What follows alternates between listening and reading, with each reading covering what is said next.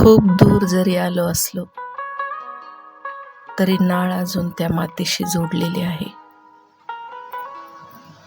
तेथील प्रत्येक खडा जो पायाला टोचायचा टोचलाही, पण त्याचं टोचणं कधी पायाला जाणवलं नाही,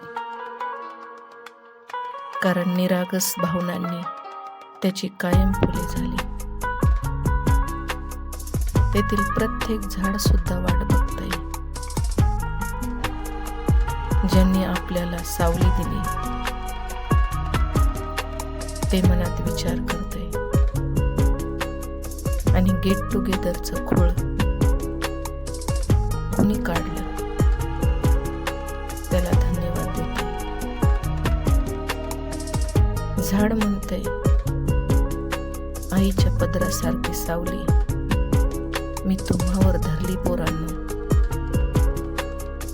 या की लवकर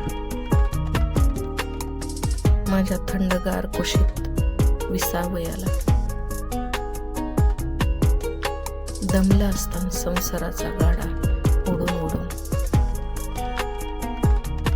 आपली हृदयाची पाटी आपल्या गुरूंनी भरून दिली आहे. प्रत्येक प्रसंगी ती कामी येते.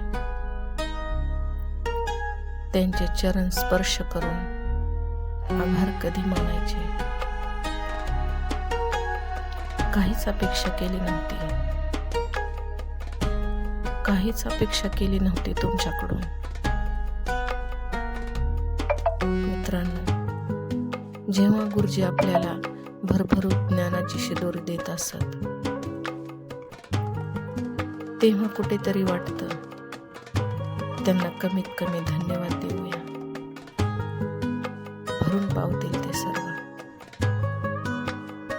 चला वाट शोधा परतण्याची, चला वाट शोधा परतण्याची. फक्त एक दिवस आयुष्यातील, आठवा ते दिवस आकुड खाक्या चड्ड्या. आज तुमच्या ढिगारभर कपड्यांना भारी ठरवतात ते लाल रिबिन्स आणि निळे पांढरे कपडे. आजही तुमच्या रेशमी पैठण्याला फिके पाडतात. तेथील हवेचा प्रत्येक झोका तुमचा श्वास मोकळा करत होता. आज एसीची हवा सुद्धा एवढे सुख देत नाही. खडूचा तुकडा गोळा करून रस्त्यावर नावे लिहित होतो. आज ती हिंमत नाही होत, कारण आज आपल्याकडे निरागस मन नाही. ते फक्त शाळेत असताना होतं.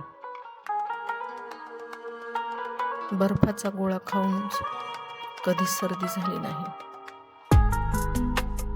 तो आहे का कणखरपणा?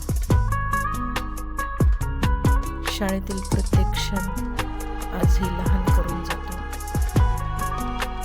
पुन्हा नाही का सापडणार स्वप्नासारखा? त्या कवितांची लय अजून बेधुंद मन करते. कितीही तप करा, पैसा होता. आता ते दिवस नाही येणार. फक्त आठवणी अनुभवायच्या.